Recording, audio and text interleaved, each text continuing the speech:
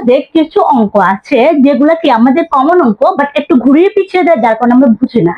একটু ঘুরিয়ে পিছিয়ে দিলে আমরা এটা ধরতে পারি এটা কোন অঙ্ক। তো এখানে কি বলা হয়েছে, এটা কি কি আসছে দেখো। এখানে বিসিএস আসছে, প্রাইমারি শিক্ষক নিবন্ধনে আসছে, এবং কি সহকারী শিক্ষকে আসছে, এবং কি শিক্ষক নিবন্ধনও আবার আসছে, ঠিক আছে। তো এখন দেখি আমরা কি বলা হয়েছে, দেখি এখানে বলছে পি কিন্তু এ গুণ বি হলে এবং এ ও বি উভয় 10% বৃদ্ধি করা হলে পি এর মান শতকরা কত। আচ্ছা এখন দেখি পি ইন্টু এ প্লাস বি হলে এবং এ ও বি উভয় 10%, আমি বলছিলাম বৃদ্ধি যদি অঙ্কটা সূত্র কি হবে, এ plus B plus A B into কি 100%। তাহলে কি যে 10% এ এবং বি উভয়ের মানকে 10% বৃদ্ধি করেছে, মাথায় রাখবা। তাহলে 10% বৃদ্ধি কিন্তু করা হয়েছে, হ্রাস করা হয় নাই।